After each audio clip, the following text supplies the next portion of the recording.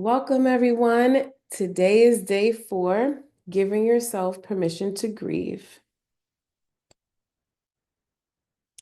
So here's our memory verse, a scripture that I would love for you to focus on during this training so that we can circle back and discuss this scripture a little bit more in depth towards the end of this training.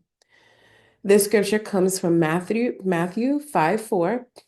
Blessed are those who mourn, for they will be comforted. So, in this training, basically, it's just going to talk about our journey to self-compassion and healing. It's understanding that grief is a natural response to loss, yet many struggle to express it openly. Society often discourages emotional vulnerability, making it harder to process grief. And last but not least, in this training, we will explore why honoring your grief is essential for healing. So here's a question that maybe you've asked yourself on this journey. I have definitely asked myself that. Why am I not crying? I've had those moments where I feel numb and I don't feel anything. And so why do we suppress grief? So here are some four different possible reasons as to why we do that.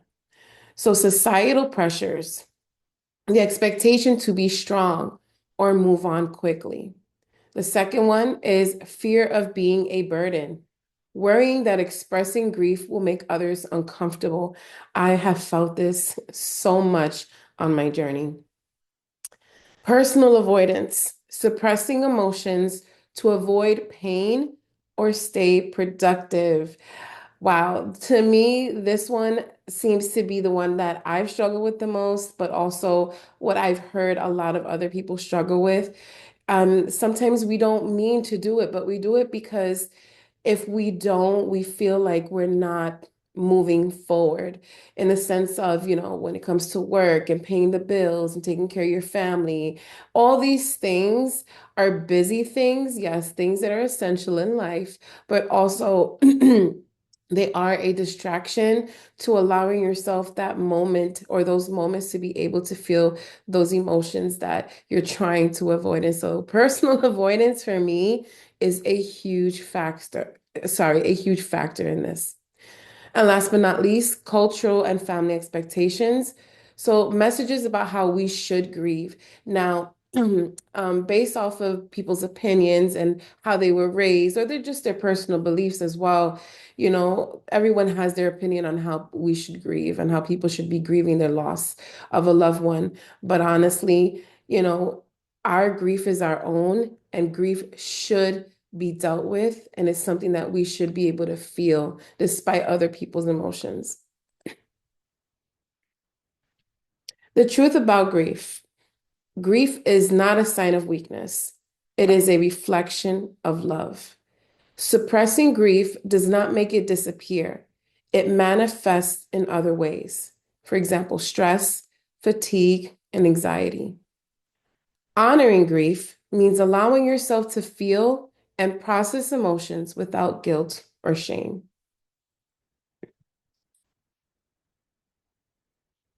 Embracing grief as an act of love. Grief exists because love existed.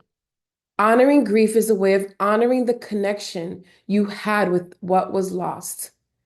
Every feeling, sadness, anger, nostalgia, is valid and deserves the space needed. I encourage you to embrace your grief as that act of love, that connection that you had with your loved one. Grief is just love that cannot be expressed physically to that person anymore, but it's still inside of you and you never lose that. So, the activity for this training, I would love for you to journal, okay? So, I want you to reflect on this question. What feelings have you been holding back? And how can you honor them today? I want you to take 5 to 10 minutes to write freely. No judgment, just plain honesty. And consider how you can acknowledge and express these emotions in a way that feels right for you.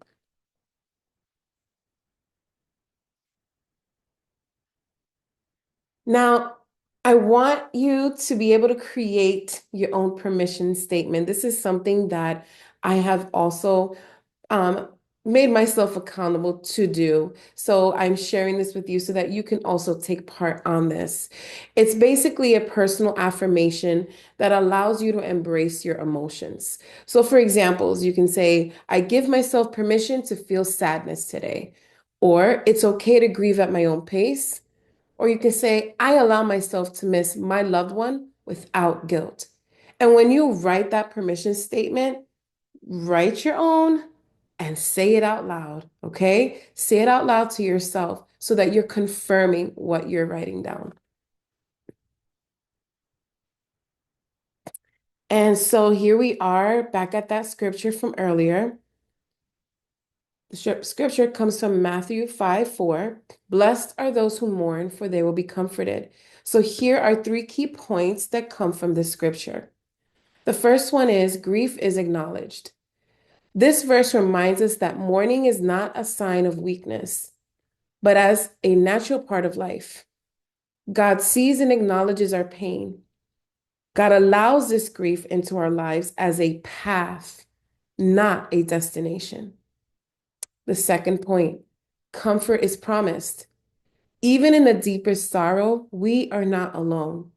God provides healing, peace, and support through his presence and those around us.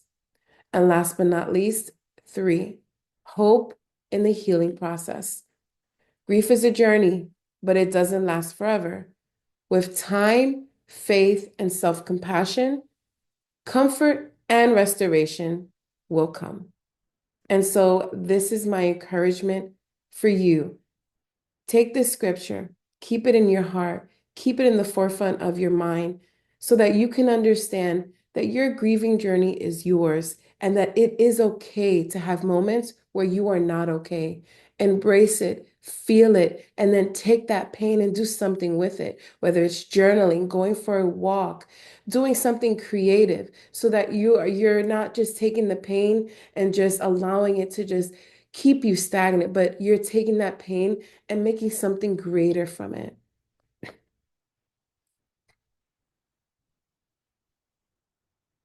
So, in closing, I want to encourage you again. It's okay to not be okay. Healing begins when we stop judging our grief. Allow yourself to feel without apology.